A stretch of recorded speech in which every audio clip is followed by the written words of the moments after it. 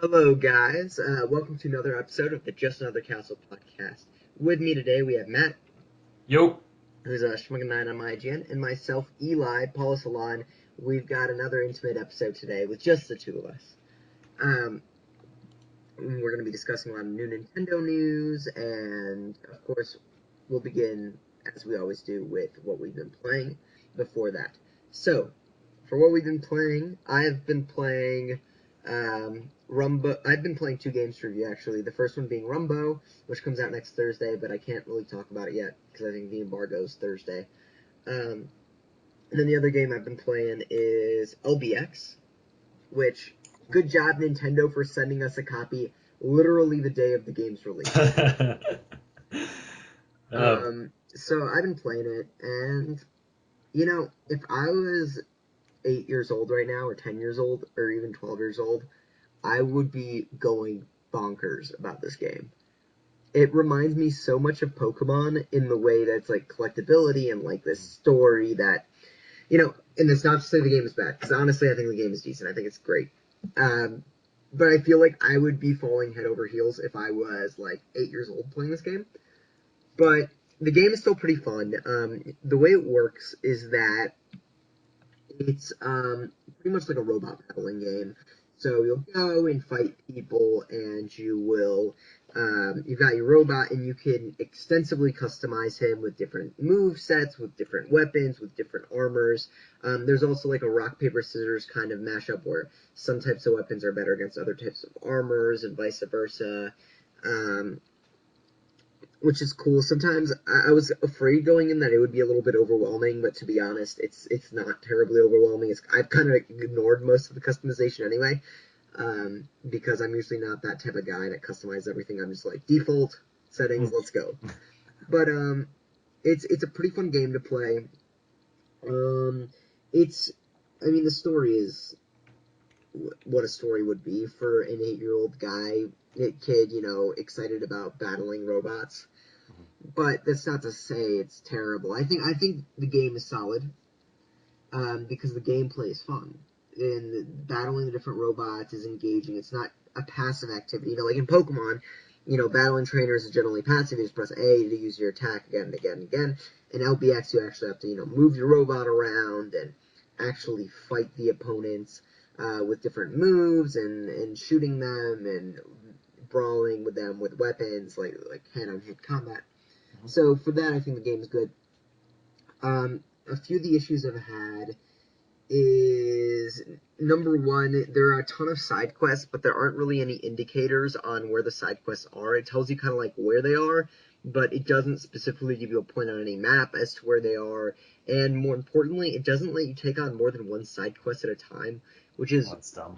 really annoying because there are literally, 30 side quests available to you at any given time, and you can only do them one at a time. Come on, I mean, Majora's Mask back in the 90s could do that. A game like 20, 30 years later could do that. Yeah, and not only that, but you first have to go to the quest giver. So here's how it works. Like, I'll take on a quest, and it'll be like, go to this part of town, and talk to this guy and figure out what he wants. So then I have to go all the way to that part of town, talk to the guy, figure out what the guy wants, and then he'll be like, I want you to go to this whole other part of town to go do this for me. I'm like, seriously?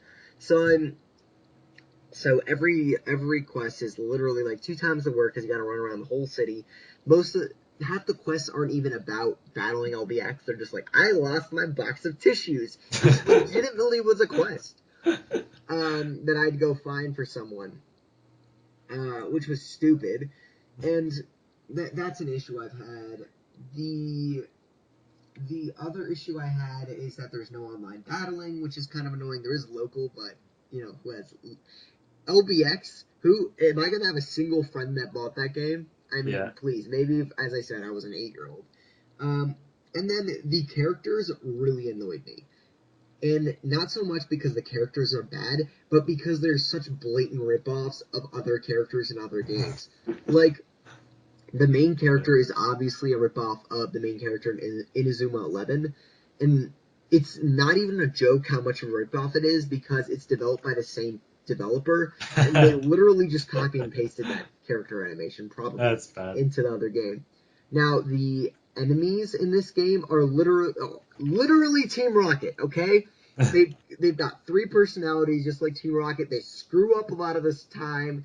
Their dialogue is Cheesy. QQ, pretty much Team Rocket from the anime, and they look like they're literally clowns. Okay, so they're So it's just clowns. like Like, Metabots.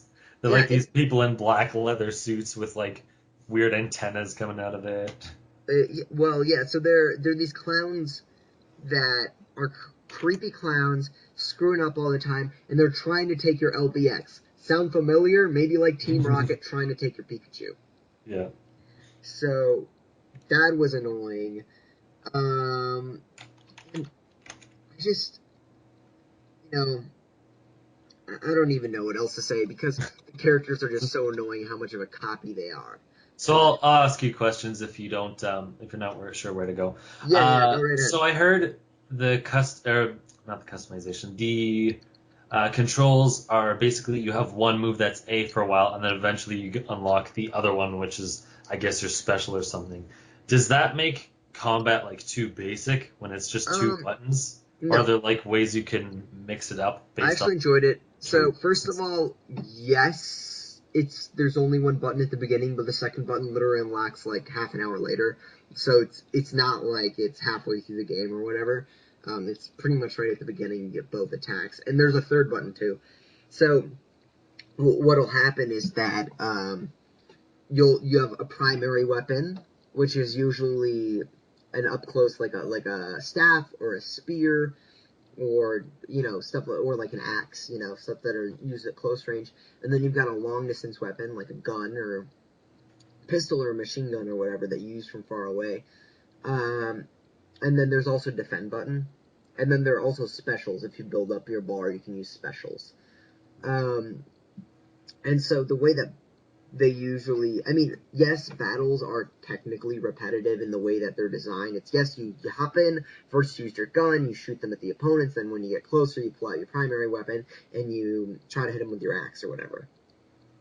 But I was more engaged in that. I thought that it's not as repetitive as they make it seem because you're not button mashing. You actually have to, aim, or you've got to time your things correctly, otherwise you're going to miss. You've got to actually guard against their attacks, otherwise you're going to take way too much damage. So I did read some of the other reviews that have so far been released, and I do understand that battles more or less come out, are the process is the same, but what actually ends up happening in each battle, I feel, ends up being different because it's not a button masher, and if you button mash, you will not win. You will Okay. die. That's cool because it looked like an interesting game, but I'm like, is this going to be one of those games that looks cool but is so basic once you step in and you just drop Mm-hmm. it? But apparently not. Yeah, no, I have no problem with that. I think the game is pretty linear Hmm. for an RPG, which is kind of interesting. It's literally go from this point to this point to this point, and then there are these side quests that I told you about, which have you running around the whole town. But it doesn't feel like an open RPG experience. It's definitely very linear in terms of the main quest. Yeah. Are the matches short? Because I heard, at least in Game Explain's review, that it's like 1 minute for a match. Yes, that's standard. It's I don't know. Are they They are they feel like few perfect. and far between? Like, is it you do one match and then you have to wait like 10 minutes for a cutscene before you can get into like another match? Or Like honestly, it depends on how you decide to play. You can get in matches like every 10 seconds if you wanted, because there are people like in Pokemon that are out there to battle you if you want. Like okay, like the little exclamation point above the head or yeah, whatever it is in Pokemon. So like if you wanted, you could. If you're going straight through the story, it does end up being a little bit more spread out because you do have to watch cutscenes, which can get a little bit annoying. So yeah, I mean, you'll have a battle, and then you'll have like a 2 minute cutscene or whatever, and then you'll go back to battle. But it's also about customization. If you want to, for example, as I said, I always go with the defaults usually, but if you wanted, you could literally build your engine however you wanted. You would buy individual parts, and then you would try to fit in, because it would give you like a square, and each part takes up a certain amount of that space, so you can turn it around and kind of fit it into different slots and build your own engine to be the best that it could be if you wanted. Um, I haven't beaten the game yet, so I can't talk about this, but I did hear that there's a lot of post-game content that's a lot more challenging than the actual game itself, for those that are really like into customization and optimization. Cool. Yeah, no, I love customizing stuff. Yeah. So I guess one more question before you move on.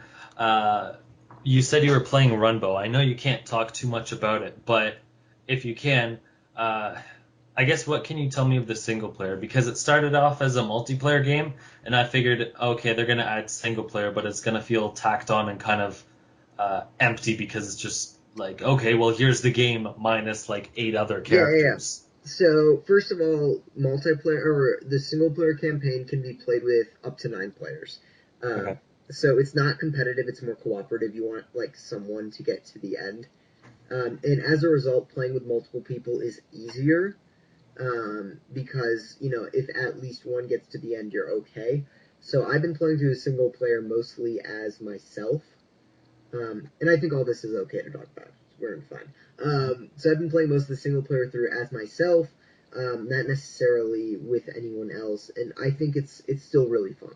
Like I think there's a decent amount of challenge to the levels. It'll actually give you like what difficulty level the level is, whether it's easy, medium, or hard.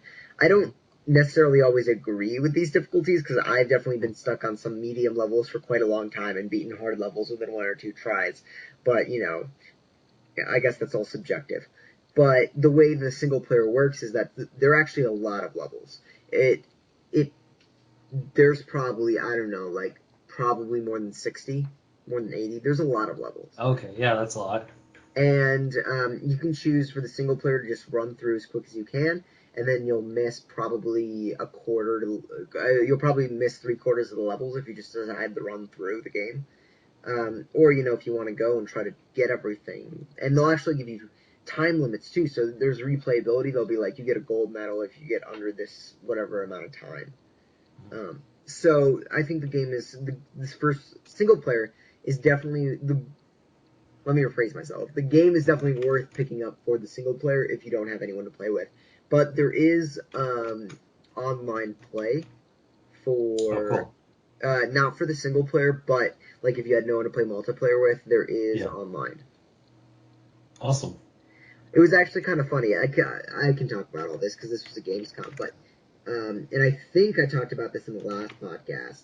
But while I was talking with the Rumbo developers, their response to every question of mine was, "Well, the players asked for this, so we put it in." And I'm like, Yeah. "Wow, and man, Nintendo doesn't do that very much." Yeah, really. Listening to fans and what their people are paying them want? What a novel idea. Yeah. All right. No, that's good though. Yeah. Oh, and I That guess they're the other listening. game. Did I talk about Gone Home last time? No. Okay, so I played through Gone Home in one fell swoop. Beat that game. It took about 2 hours.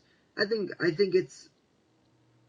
I don't even know how to describe Gone Home Mhm. because it's a very interesting experience. Have you played it, Matt? No. Okay, so as you probably know, it's what they now call the FPX, the first person experience. Oh Um, gosh, they, and that's just go on. yeah, so you're just like walking through this house, finding out about this girl and her relationships. And I thought the storytelling was very interesting because there was nothing directly that was really told you. It was kind of like just telling you stories about this girl, and you kind of have to piece things together. And a lot of what you learn about the story is like postings on a wall or on like a refrigerator.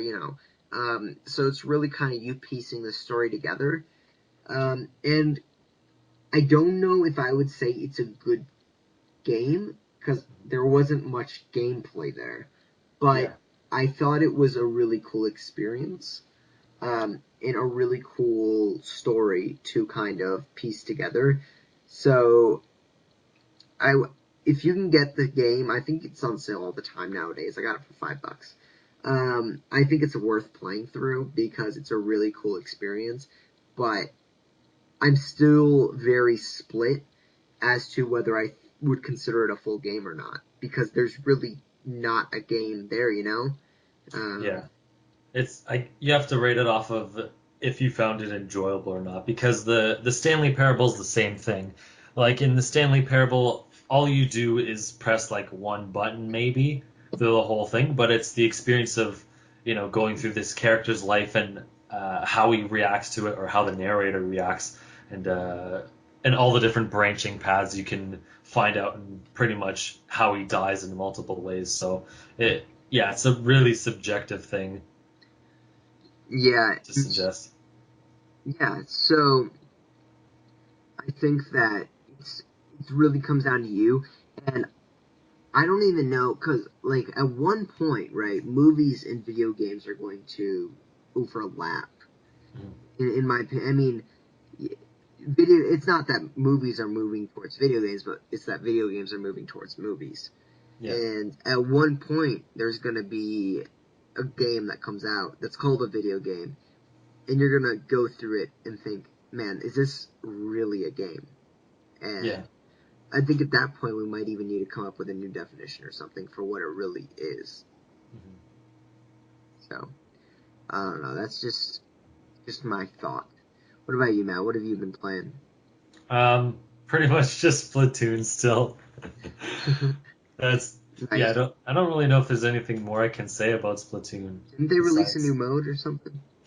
yeah, Rainmaker. I don't know if I talked about it before, I don't think you did. I but think it came out like right after, right? okay. Basically, there's a weapon in the middle of the stage that everyone has to go to, and there's a shield around it, so you have to shoot it. And if your team blows up the shield, then it blows up in paint. So if the opponents are nearby, they'll actually get killed. So you don't. It's really interesting when both teams are going at it at the same time because you'll see the shield change colors. So you're like, oh crap, which one is my team winning or is their team winning? And then sometimes you might have to back off just in case if it blows up in your face, your team's going to be screwed. So it's interesting. And then if someone you basically have it's kind of like football, as Uno Clay likes to put it, because once you grab the ball, which is the weapon, you have to run to the other team's side and put it in their end zone. But if you drop it, then one of the teams has to break through its shield again and whatnot. And then the weapon is basically a bazooka that can charge up, but um, there will be uh, like a little icon above you, so enemies and your teammates know where you are. So you Hmm. have like everyone going after you, so it gets crazy.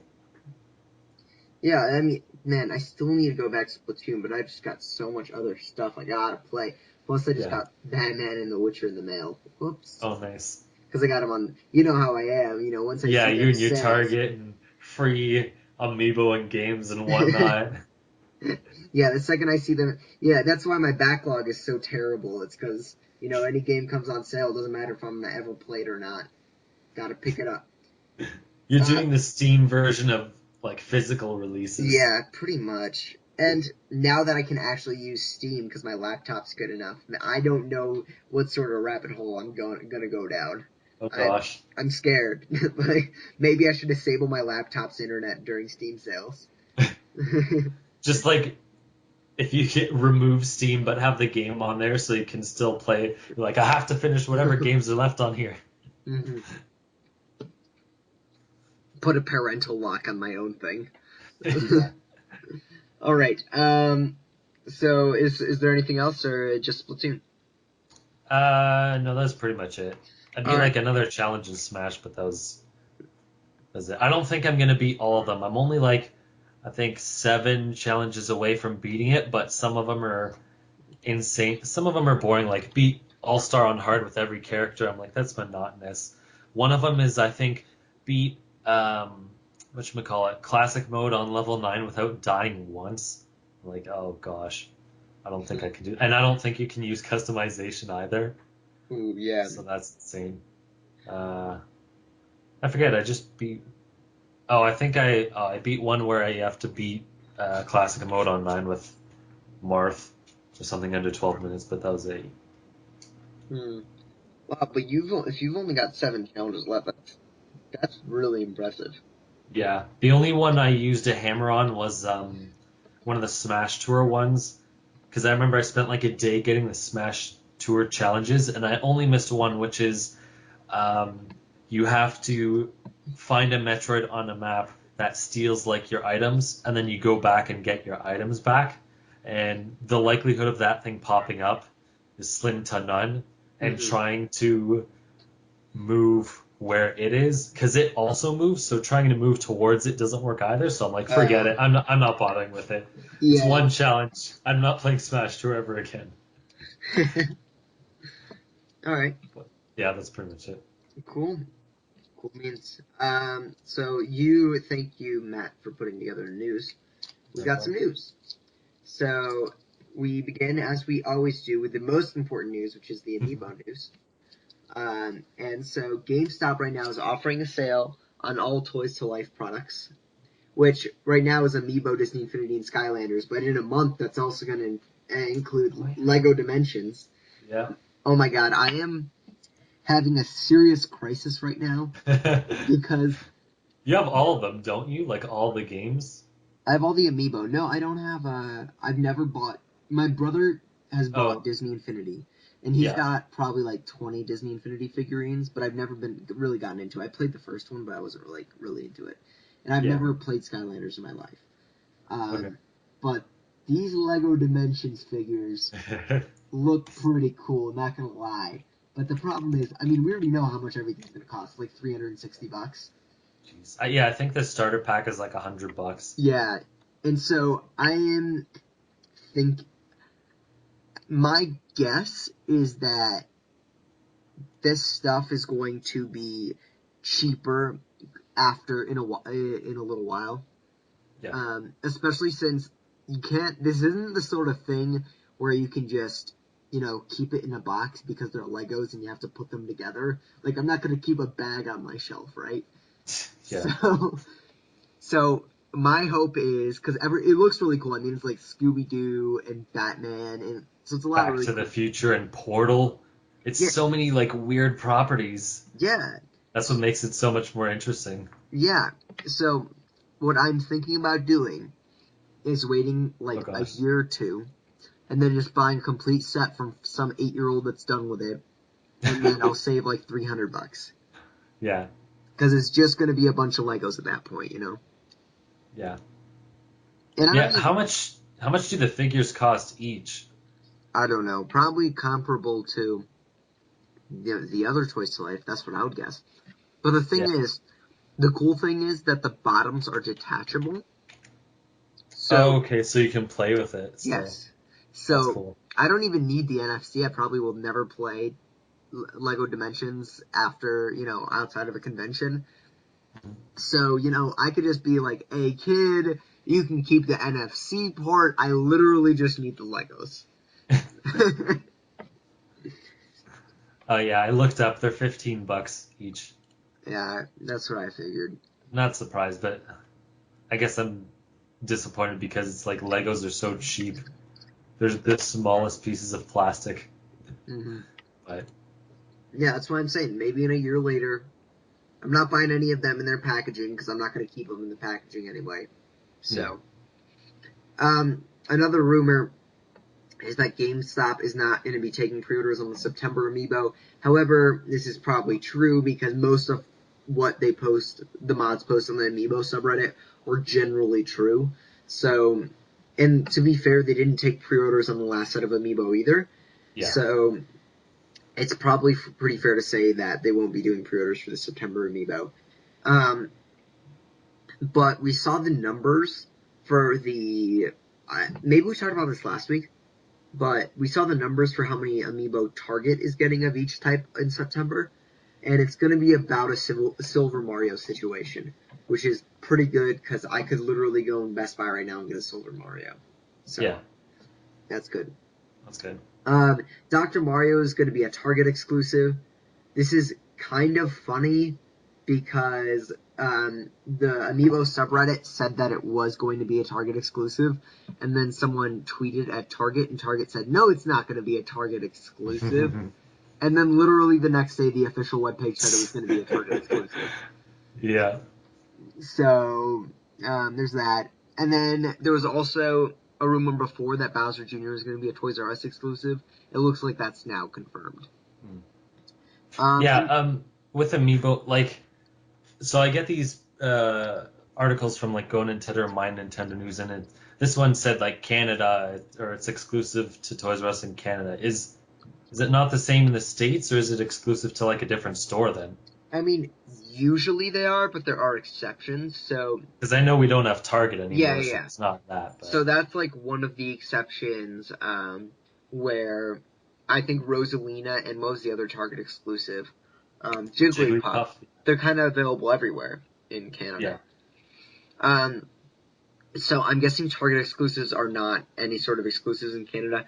The other one that was not an exclusive when it came to Canada was the Gold Mario amiibo, because that was a Walmart exclusive in the US, and I don't think that was any sort of exclusive in Canada either. But other than that, I'm pretty sure the Best Buy exclusives are still exclusives to Future Shop in Canada, and the Toys R Us exclusives are also the same. Yeah. The last piece of news is that a bunch of amiibo are getting restocked. And I mean, we don't know 100% yet that they're getting restocked. But we do have CPSIA certificates, which are what Nintendo is to file before they import a shipment of amiibo. You have to consider, like, first of all, how do these people get this information, and how much effort are they putting into it? They're like checking the borders to see what's getting imported.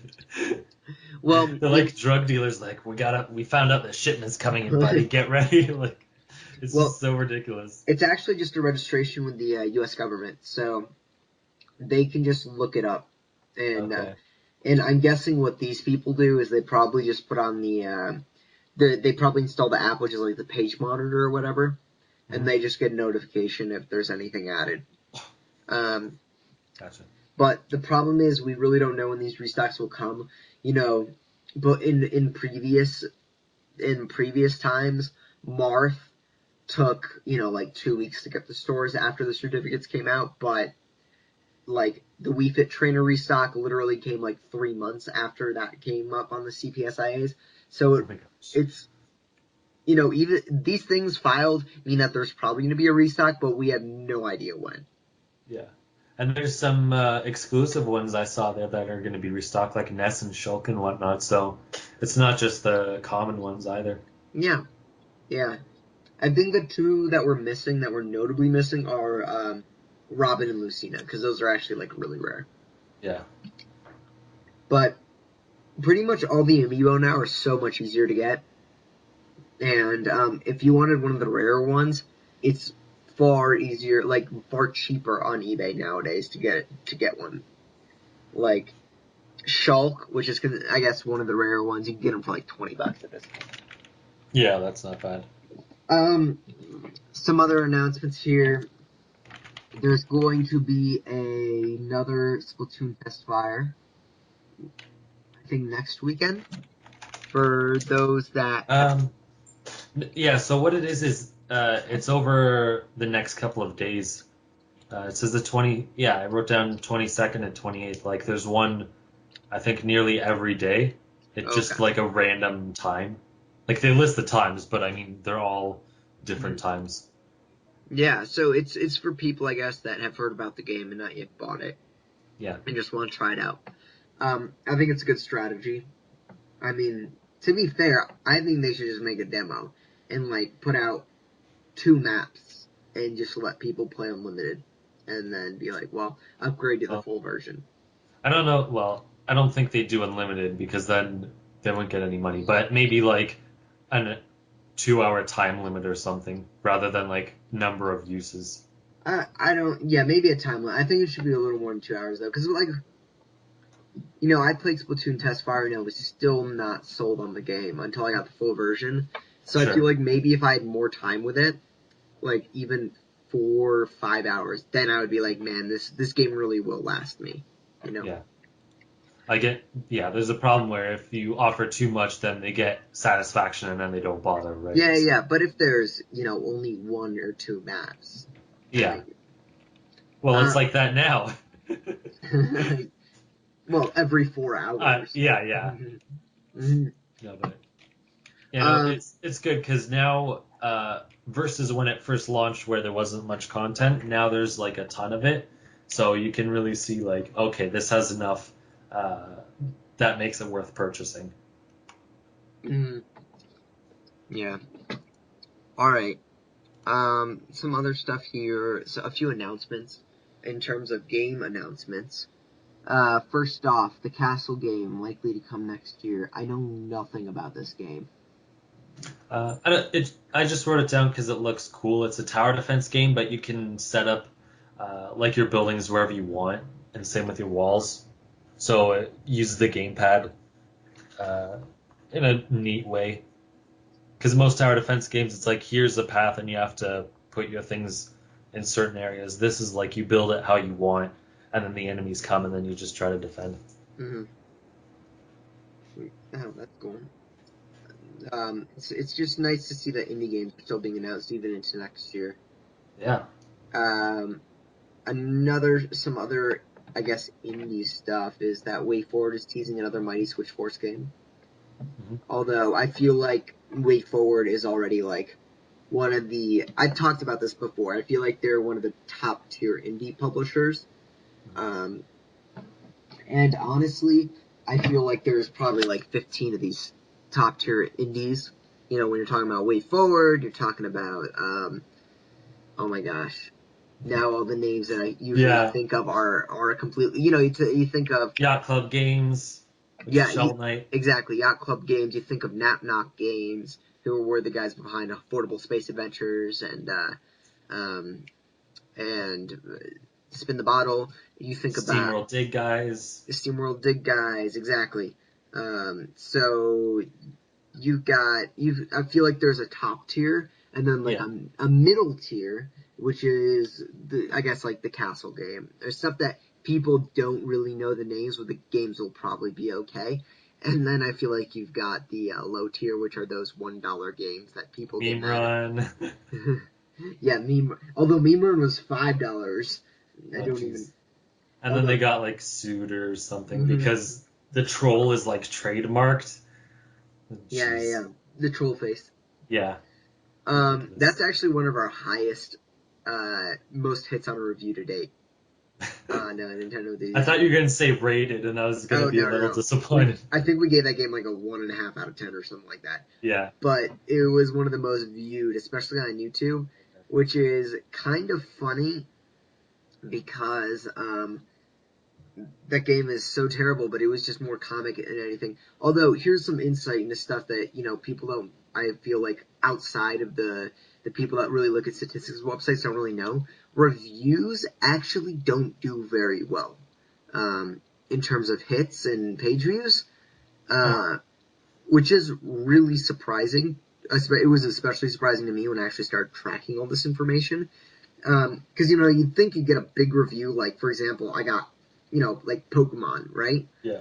And you put out this review, and you're like, man, this is big, right? People care, and then they don't. Like you could write up an article about like a news, quick 100-word news piece on Pokemon, it'll get 3 times the amount of views that the review does, which That's is weird. really surprising to me.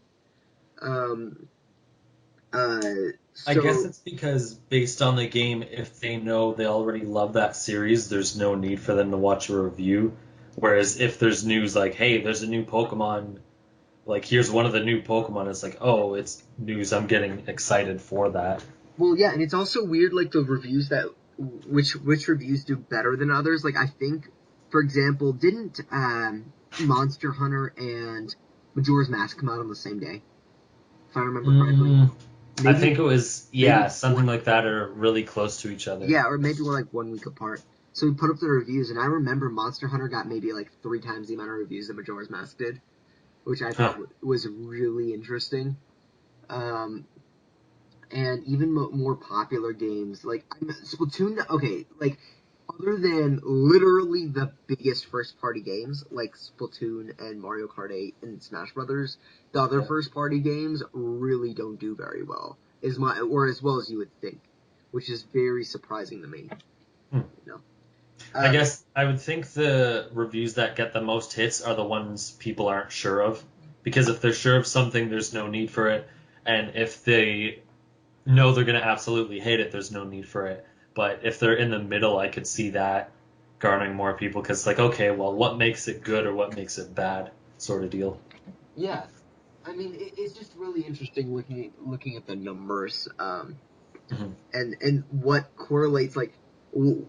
There's only, I'm a believer that the amount of hits your article gets or page views you get, if you write for a site that doesn't get like a ton of regular visitors and you're just trying to promote an article, I feel like 80% of that success comes from the headline itself. Like if you have a bad headline, you're done. But you don't really have that option with reviews because reviews are yokai watch review or Yeah. like you don't really have much options with that. And and so it's just surprising to see, as I said, that some games you think would do really well don't do very well amongst the audience, and vice versa. Games coming out of nowhere like Meme Run are just getting 10,000 page views, right? So, Yeah. um, Before you move on, uh, I'm kind of surprised with this that Picross 3D 2 like got an announcement or like a website or whatever so that's coming. oh, I was about to go to that next, man. Oh, okay. Sorry, I thought you were gonna. No, I was not going Well, down to the next section okay. yet. So you go on then. Yeah, well, I think this game will be super interesting. So, Picross 3D 2, it's the sequel, of course, to Picross 3D, which was originally on the DS. Um, I think that's a really. I'm really interested because I really like the DS version. Did you ever play the DS version? No. Okay, so the DS version is actually really good, and it doesn't necessarily look like a retail game, but it's totally worth it because there's, I think, like 300 puzzles, and it's really cool puzzles. And the reason I'm excited for the 3DS version is because you actually have 3D now. So Yeah. I'm curious to see what they can actually implement in terms of just making the design, the experience more immersive in that level. And the way it works is anyone that plays Picross, um, it if you've played 2D Picross before, it's a game that tells you, how many squares you cannot destroy in a certain amount of row or column. And so your goal is to figure out, kind of a little bit like Minesweeper, which ones you're not allowed to destroy. And so in Picross 3D, they'll do the same thing, but on 3 planes instead of two. And at the end, once you finish destroying all the bricks, it'll show you a cool shape or something. So I guess on another level, it reminds me a little bit of Pushmo because there are shapes at the end of each level. Hmm. But it's a really cool puzzle game. It's really enjoyable, especially if you're like on a plane or something or public transport. And so I would recommend people look into this when this second game comes out. Yeah. I was kind of surprised when it was announced because I looked up and the last one came out 6 years ago. Mm. It's just like, oh, I remember that thing at one point. It's just coming back for no reason. Well, yeah, I mean, I was actually not only surprised, but for a solid day, I didn't even know what this game was until I remembered that there was a Picross 3D one. I thought it was just like a stupid indie game that, someone was going to release, like, because I'm sure the 3DS shop has 5 other Picross games on it right now. It took me like a day to even realize what this game was. Um, so another game here that you put the release date down here for is Senran Kagura 2, Deep Crimson Edition, which is funny because you wrote originally big booby bitches and then crossed it out. So if you don't know what we're referring to, literally just go to Google Images and search Senran Kagura, and it's pretty much like a side-scrolling beat 'em up, except you play as big-breasted women. And funny enough, this game is actually higher than the regular 3DS retail price. It's actually $50 in the United States. So you got to pay that premium price if you want to fight as those big-breasted fighters. With 5-year-old faces. I'm curious. Does not make it look any more creepy. Yeah, I'm curious to see as to what these reviews actually look like. We got a code, but it was a European code, and we don't have any European 3DSs, so we don't know what to do. Uh, I thought you were going to say you wonder what the sales are, because I think there was another one that came out oh yeah, at some point. So I wonder how well it actually sells. I'm sure it does well in Japan. Yeah. But I mean, I guess apparently enough to localize it here. Mm. Well, I think it's a really niche sort of thing, but Yeah. I think Colin Moriarty talks about this a lot, or he used to, is the fact that they don't really need to sell a lot of units for it to be profitable. I think that if 100,000 people buy this game, which is a reasonable assumption considering that is 0.2% of all the 3DS owners, that's like 1 in 500 3DS owners pick up this game, and they sell 100,000 units.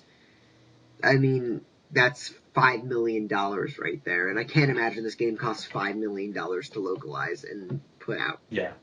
So I'm sure they make some sort of money in the end, just enough to where they can localize it. Yeah. Um, Another game that was released just recently, I think, was Advance Wars 2 on the Wii U eShop, on the Virtual Console. Now, I've got a confession to make. I've never played Advance Wars. Me neither, so Oh, so I join the thought club. I thought you put this on here. You can talk about it a little bit. No, I just put it up there because I think I figured people wanted to know, or I don't know. I'll just get game announcements and choose which ones I think are more newsworthy than others. um, another announcement that Yokai Watch is coming on November 6th. Now, I have long said this, and I'm predicting it again. I think Yokai Watch is going to be huge in the U.S. Um, Unfortunately, Nintendo. I thought LBX could be big, Mm-hmm. or now I'm thinking LBX could have been big. I didn't think this before. Had Nintendo actually marketed it normally, like say sent us review codes in advance, and put TV commercials on, and didn't we don't have Nintendo Directs anymore, which is a shame because that was a wonderful marketing tool. But had they done a Nintendo Direct and put LBX in it and actually showed people what it was instead of just crapping that game release out, I feel like it could have done well. Yeah. Because I people, didn't even realize it was coming out this month. I just saw like here's a review. I'm like, oh, I thought it wasn't out for like 2 or 3 yeah, months. it came out last Friday. Yeah. So I thought that's a real shame because I think the game could have been big.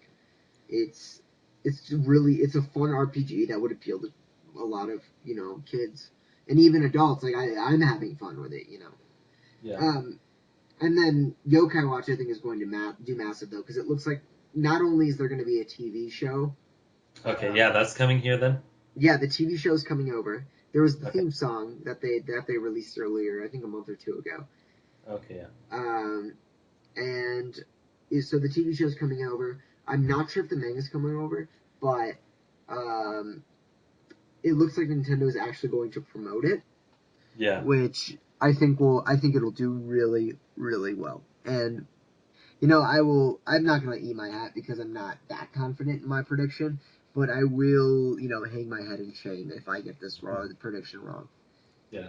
Um, and then the last announcement here was that 2DS is now $100. Although it's been $100 on and off for the better part of 2 years now, all the time there are sales. Mhm. But now it's actually official, and you get Mario Kart 7 included if you buy it. That's awesome. I mean, yeah, for if I was a kid and I didn't have a 3DS or a 2DS yet, I would totally get that because that's really cheap. Yeah. $100 is the like perfect entry price to a console because like okay, it's a decent amount of money. Mm-hmm. That's cheaper than most other electronics. So, especially when you get a game with it. Mm-hmm. Um, Now, for actual news, Nintendo actually filed a bunch of patents recently. Um, but there are only two big ones of note that I really think are worth talking about. Okay. The first one I feel like is the shorter one. It's that Nintendo patented an achievement system. They did? Yeah, they did. Okay, so the only ones I heard of are obviously the ones I wrote in the document, but what are the other ones? Because I haven't heard any other patents. So I don't even remember the other ones because I didn't remember them being newsworthy. It was just like a bunch of like system things and like or like Okay. network things that I don't really remember. But Okay. I do remember the achievement one, and they patented on an achievement system and a sharing system, and it would also record the gameplay before the achievement is unlocked, like on the PlayStation, so that you could so that you could share your achievement and the gameplay leading up to that achievement. Huh. Yeah, I haven't heard of any of those. That's Although I don't nuts. really get the point of a patent if everyone's patenting the same thing.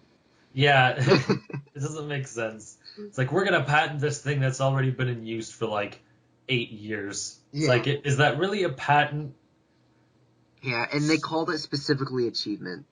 I don't Uh, know if that's the actual term they'll end up going with, but that's what it was in the document.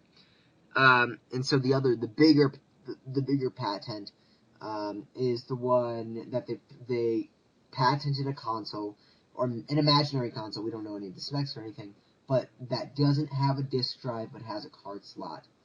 Um, so first of all, let me just say, my thoughts for this is I don't think this means anything. The internet blew up about this because this was a really big deal. Everyone automatically thinks this is the way the NX is going to work. Personally, I don't. Companies file patents for things all the time. They just do it so nobody else copies their idea. yeah. I really think this is meaningless. Also, if um, if Nintendo was giving out consoles at E3 or dev kits and speaking with other publishers, that would mean that they already have some sort of working prototype. So if this was some sort of thing that was actually like in all the NXs, I feel like they would have patented this much more ahead of time. Like the second they had this idea, they would have patented it. I feel like it's too late, you know? Well, have they? I tried to look up, but I couldn't find. Have any other companies patented ideas for consoles, and then we found out that was in the console, like years before I mean, it I don't. happened? Because I know this sounds stupid, but maybe Nintendo didn't patent it until late because, like they said, they don't want their competition stealing it or whatever. Yeah. We found like I think the Vita, the second version of the Vita was actually first discovered through a patent. But when companies patent so many things, and as I said, this week there were like 6 or 7 discovered. Hmm. Um, you know, 70% of those are never going to see the light of day. Sure. So I don't really think there's a difference between like whether they patented it later or earlier. I'm just surprised it was done this late. Um, and then the other thing is, personally, I don't. There were people that saying that they're going to move to cartridges, and I'm just thinking, man, that is such an idiotic idea. Hmm. And I'm sorry if like that was your idea, but they're not going to move back to cartridges. Cartridges are expensive, they're inefficient, and they would never move back to cartridges ever. Yeah. And even if we're looking at a modern cartridge like something like the Vita has or the 3DS has, they would not move to that. It is too expensive. It's proprietary.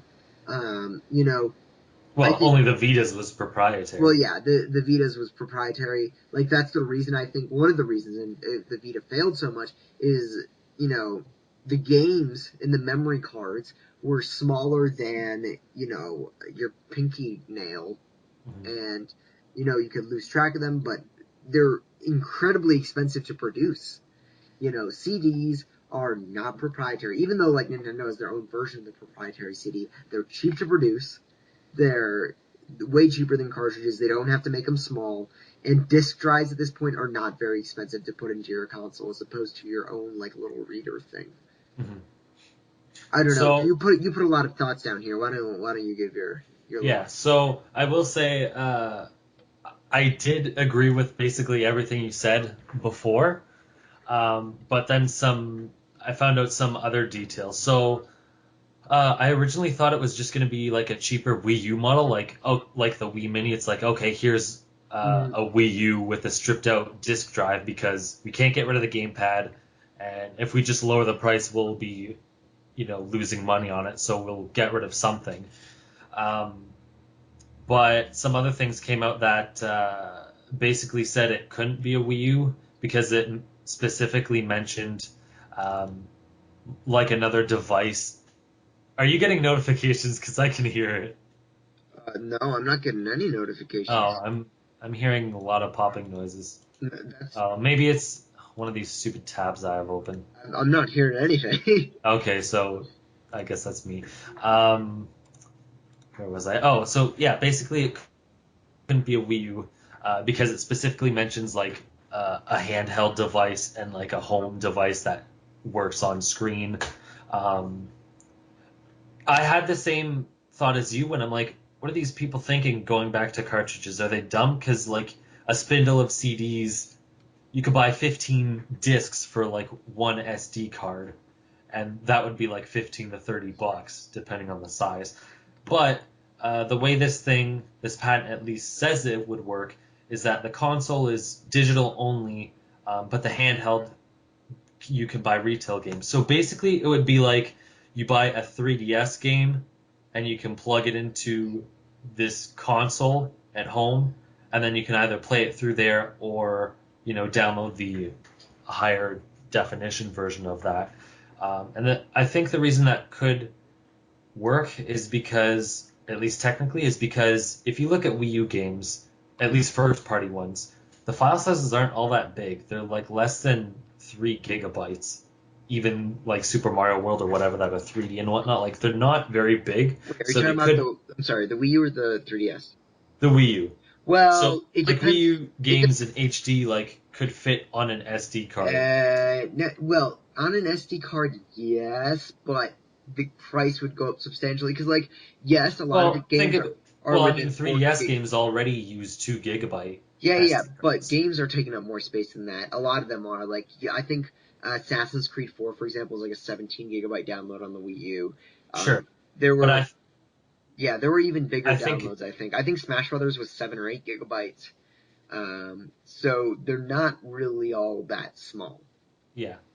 But I guess in this case, Nintendo doesn't care about the third party because, like, yeah, there's definitely games that take up like 50 gigabytes. It's like holy crap. But as far as Nintendo's concerned, like No, their games are so small it could fit well, on I mean, basically even what a 3DS is. sorry to interrupt you, but like No, no, go ahead. Even Xenoblade, I think they said was 23 gigabytes. So like, Was it? yeah, Xenoblade is like 23, I think. I'll look it up really quick, but yeah, they're releasing games are pretty big at this point. Yeah. I guess it. But I don't know. I guess it depends how much, uh, like the physical size of the system matters. Because if you have to run, a game on a 3DS size screen, uh, you're running probably less objects on screen at once, and it's a smaller resolution, so it doesn't have to technically be HD or full 1080. So basically, if I'm saying you would get the smaller sized version of the game and then um, plug it into the console, and then you could download like the larger one. so yeah, I mean the 3DS, I guess, are their games are a little smaller. So I looked it up. Xenoblade Chronicles X is 23 gigabytes on the Wii U. Yeah, that's Uh, nuts. Xenoblade Chronicles 3D was 3.6 gigabytes on the 3DS, which is a big game, of course, Mhm. but you know, like that's not even. You'd assume the new console or new handheld that they would release would have better specs, so the games would take up more space. I don't know. So if we're talking, let's say 8 gigabyte SD card, Mhm. that's still what like probably $6 or $7 for Nintendo, which is probably more expensive than a CD or a cartridge. I don't know. Oh, definitely. It just kind of seems like unnecessary cost. Yeah, I guess the thing is, um, I'm just throwing hypotheticals out there that the slight higher cost of having, let's say, an 8 gigabyte card for most games, or at least some, or 4 gig for most, or whatever, would outweigh the cost of not having to bother with discs at retail because they're not really selling all that much anyway. So Yeah. instead of having, two systems out there and one is hemorrhaging and not selling, just get rid of the discs altogether. Hmm. Like, I And don't necessarily agree with that, but I think that would be, from what this is saying, that's the point. Like, get rid of the Oh, discs and then I you see. increase I the think cost. that's possible. That makes sense. However, at that point, why wouldn't you just sell like download keys, right? Or Yeah. Well, like it doesn't say it codes. wouldn't, but Yeah, yeah, of course. And so, I mean, for me, it's just another patent. I don't yeah. think it means anything at all. I don't think this is going to be a thing. However, I think it is possible that they release a diskless, disk drive less version of the NX alongside the actual one, Hmm. as like a cheaper option. Yeah, I I could definitely see that. I think that's a possibility. And I mean, there are things I think Nintendo would do that I just don't agree with. Like, we've talked about this before. If they were to release a Fusion and have both the handheld and console sold as one, I would 100% be. I think Nintendo could do it, but I'm 100% against Nintendo doing it because it would cost too much. So, and I mean, I would pay for it. I don't care about the cost, but it's more like mom walks into a store, sees another system that looks oddly like a Wii U because there's a handheld peripheral and Yeah. another console peripheral, but costs $600 around this time instead of $300. I really don't see how that could possibly ever be successful. But that's just me, and I know people would eat my face off for saying that.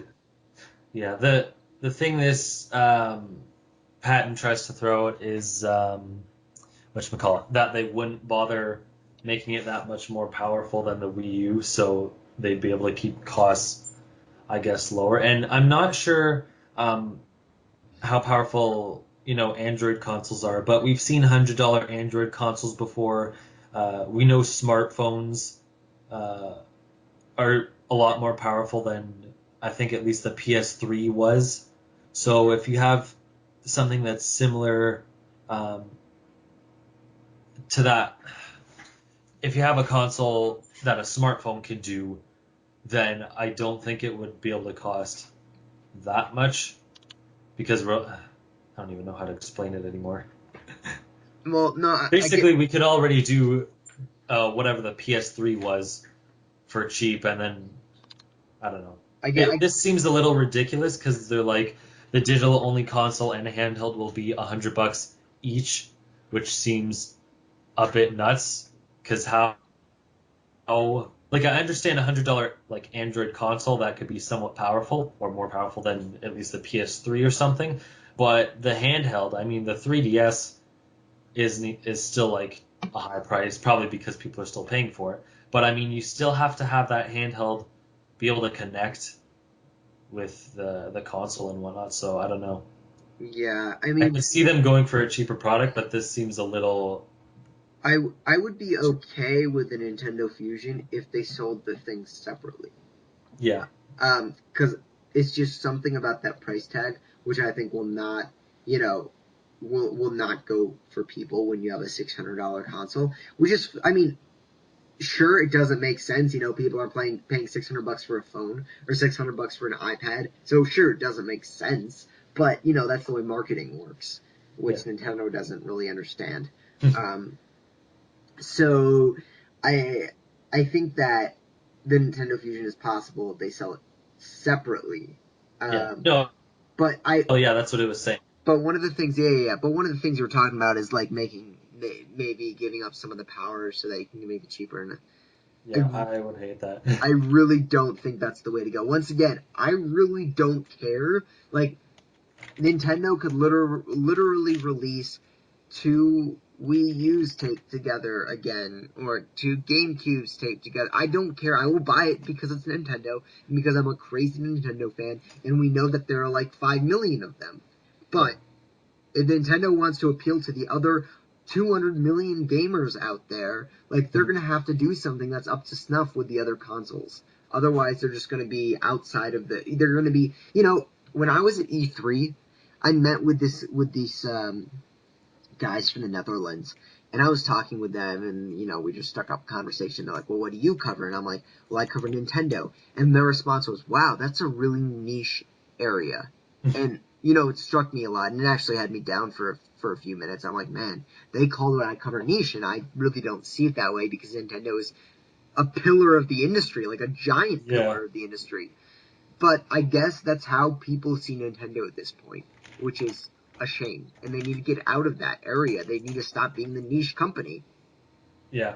The only problem that I heard arise is the fact that if they do release like a powerful or equivalently powerful console that's a high price now, it's like, are they just putting themselves dead in the water? Like, sure, even if, you know, third parties support it, it's like, is someone really gonna buy another like expensive console like 2 or 3 years after the PS4 and Xbox One? I mean, here's the way I look at it though. Um, the Wii U, and I think I've talked about this on the show before too, is that the PS4 and Xbox One have sold terrifically. Hmm. PS4 has sold like 25 million units. Xbox One has probably sold another 15 million units. So that's combined 40 million units, which sounds like a lot. But when you consider the fact that, PS4 and 360 combined sold 160 million units, they still have a long way to go, and there's at least 100 million people out there that have yet to upgrade to the next generation. And obviously, these people aren't super hardcore gamers because otherwise they would have upgraded already. Hmm. Um, and I mean, not to say that they're not hardcore, they just might not be so tied to their platform. So if Nintendo were to release a console that had all that third party support, they could potentially draw from this crowd of people that is still looking to upgrade, um, Yeah. and draw them to their system. Because I don't think Nintendo should necessarily be competing with the current PS4 and Xbox One audience, but perhaps be competing for the 360 and PS3 late adopters. Hmm. So Yeah. that's what I was thinking. Yeah. No, yeah, I definitely want them to go that route because, like I said before, I mean, I like their neat ideas, but the thing is, they don't come up with enough good ideas to support it, and then because they made that crazy idea, everything else falls apart. So for me, it's like it's not if you can't do something cool and have third parties support it, then don't bother with it Well, yeah, and because then you're just gonna kill yourself again. exactly. And for heaven's sake, do not name it the Wii You and Me or Wii something U like that. too. Please no. Oh gosh, you too. It comes like Apple. It comes with YouTube Music downloaded on it, Oh my gosh. and it'll sell negative units. Like they need to completely like take the Wii name, put it in a dumpster, Yeah, try to hide it away so no one knows it still exists, and then release something like, hey, the Nintendo Revolution, or yeah, something like with a cool name that has nothing to do with the Wii. yeah, totally. Um, Before we move on, I was going to say yes, go some of right this ahead. sounds cool, but I don't necessarily want it to happen. But just throwing out ideas of how it works. Like, I don't want a digital only console because, I mean, technically, I have unlimited bandwidth and my internet's pretty good, so that's fine. But I still don't. I'd rather have a physical disc than a bunch of downloads. And honestly, after like the last couple of generations, I don't trust Nintendo with to go digital only. I mean, Yeah. honestly, they're the worst company to go digital only. We don't have a real account system yet. We we can't even search that well. I think on eShop or something. Um, Crap, I had more points that I listed before in other Well, and arguments, I think, but there's just so much that they don't have right that them making that push is just like the worst well, choice. and I think that point is exactly why this this patent will never come into fruition as as the exclusive feature of, as other than anything but just a SKU, Yeah, because so many of Nintendo's fans and so much of middle America doesn't really have the internet in a good capacity yet. you know, yeah. I think the U.S. actually ranks like close to the bottom of industrialized nations in internet capacity. So Mm. like people aren't ready for this shift yet. Yeah, Um, and you also have people like me who won't go digital because digital prices suck compared yeah, to buying games cheap. Like I usually buy games new. I think 90 to 95% of the games I buy are new, but I just buy them late when they're on sale and cheap. yeah, yeah. So Someone I was arguing with somehow couldn't understand that I wasn't attacking them or hating. It was I wrote on my newsfeed. I'm like, I finally found a fanboy that's insane because I'm like, it won't work like they can't go digital only because most of their customers buy physically and they don't there's not good enough internet and there's bandwidth caps. So I'm like, how would they can't control that. So they'd just be furthering themselves as a niche console. Exactly. And people are like, well, Nintendo actually has huge market share in digital. What, like Fire Emblem had 30% of its sales in digital, I think. But that still means that 70% came from physical. Like, is Yeah. Nintendo just going to leave millions of dollars on the table? You Yeah. know? Like if you think Nintendo's doing bad now, cut off retail and they won't make Yeah. anything. Um, some other news here. Dragon Quest XI will release before May 2017. Now, I think this is an interesting development, not because I care when Dragon Quest XI comes Yeah. out, but because if it's maybe coming to the NX, and this game will release before May 2017, then I think this is further confirmation that the NX is a next year console. Hashtag Eli was right when he predicted this, like when at the beginning of this year, maybe. I think I said that originally. Yeah. Well, the thing is, it depends. Is it a launch game or is it going to be an NX game and then come out after? Yeah, I guess. Right? So it could be either or. Yeah, it could be. But I guess well, if it's actually no, because if it's releasing, let's say this is their ballpark, but assuming May 2017 is the firm date, they're not going to sell an NX game like 6 months before the console is out. Like I know they did that with PS3 or something, like by a week or two, but like a couple of months, they're not going to sell it that early. So it would have to, the console would have to come out 2016 for it to be on. Yeah, unless they just made like a port a year later or whatnot. But Yeah, possibly. But I mean, it seems like they're early in development. So yeah, if they're thinking of doing it now, then they yeah, probably exactly. have it ready then. Yeah, exactly. They probably already have some sort of dev kit. Yeah. Um, some other stuff here. Splatoon is getting an esports tournament in Japan with a prize pool of $1 million.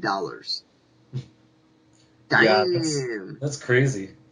Yeah, that's really impressive. I didn't know Nintendo had monies to just throw around like that. Because Is Nintendo sponsoring it? I think Nintendo's running it, right? I may be wrong. That's what I was under that impression. Because I thought Nintendo was running it. Because I they think were the so. ones that put out the Well, yeah, press who else is release. going to do it? They put out the press release, so that's what Yep. I was assuming. Maybe not. So don't hold me to that, but I think it is Nintendo. Um, moving on.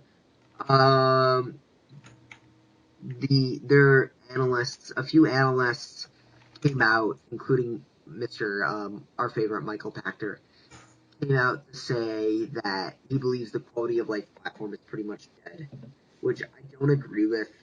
I think Matt, you would agree with me that it's just in gestation and they're just preparing for it, right? And it's just not. They said it'd be released before, and they wouldn't even talk about it this year. So I don't really understand why they're saying it's dead. It's just Nintendo's working on it. I'm sure they're trying to flesh this out to be a big thing, like a big pillar. Hmm. Um, yeah, when did they say they're not going to talk about it for a while? Like, how Maybe long ago was that? I don't remember. I think well, they first of all they said they wouldn't talk about it at E3, and then maybe they didn't say this year. Maybe it was just E3. But I think, but we did hear some. We did see a patent about it a few months ago. Yeah, We did see that little video that was put out. there's a video? Yeah, there's a video, the sleep device, Oh, okay. and then we'll see. But I'm pretty sure they're not done. I think what Nintendo's trying is something like Konami, and Konami makes most of its money from its health clubs in Japan and from its arcades and stuff like that. And so I think Nintendo is just trying to set up this little other market so that if things go wrong in the video game field, they're going to be okay and they're just not going to care that they're losing money in the video games if they're making it somewhere else. Yeah. Well, apparently they said it was supposed to release March 2016, which is in 7 months. And honestly, like other than that briefing where they said, "Yeah, we're working on this quality of life thing," like we haven't heard anything about it. I think it's more because Nintendo isn't responsible for it. I don't think Nintendo's the one actually putting this stuff together. I think they're kind of like making a company do it for them, similar Okay. to the DNA deal. Oh, right. Yeah, I think I remember them saying like they partnered with some They company did, because they had the alarm clock and yeah, yeah, whatnot. yeah. They partnered with another company, and we really don't know about the work share, how much work Nintendo's doing, how much this other company's doing. But my guess would be that Nintendo probably is like making the other company do most of this work and then like implement their vision. Hmm. That would be my guess. I don't think Nintendo Yeah. would No, that actually makes like sense. man this. Yeah. I don't know. I guess it's weird that we haven't really heard much about it. So maybe there's some rough patches they're going through still. Or maybe they might just be trying to tie it in with the new network they're launching. Maybe there's a fitness tracker and it gets tied in with your Nintendo Network ID. Who knows? Yeah. Um, and then the last piece of news is that Pokken Tournament is going to be coming next year, spring 2016. Now, your first comment here is, I told you so. Yeah. Did I ever say that it wasn't coming? Maybe I Oh, did. I think everyone knew it was coming to Wii U, but I meant, like, I remember it was during E3, I said, okay, the arcades are coming at the end of Japan. Based off of how Street Fighter launches in arcades and comes out in spring, this will probably come out in spring.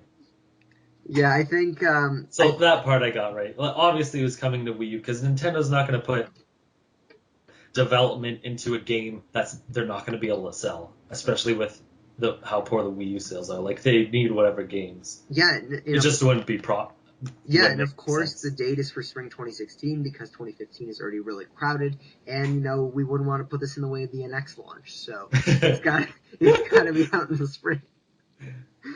Like, what are there? Only two games coming out Yeah, 2016 that we know? Shin Megami Tensei X Fire Emblem and Pokken Tournament are the only two I think announced. Oh, and Maybe Zelda. Zelda is announced, and so is Project Guard. Whatever the hell that is, I Project. don't even know if that'll make it out. Yeah, I was talking to Nintendo Dan, on when I was at Gamescom, and I Yep. asked him about that. I'm like, well, do you think Project Guard, Project Giant Robot, they're still on the release schedule? Do you want? They're probably going to come out, right? And I thought, this is a big deal. On Nintendo Enthusiasts, those are some of our biggest hitting articles. Every 3 months, I'm like, here's the release schedule, and everyone comes and looks. But apparently he told me that. Do you remember Brain Age Concentration Devil's Training, like the last one that came out? Yeah. That one came out like 2 years ago in the States.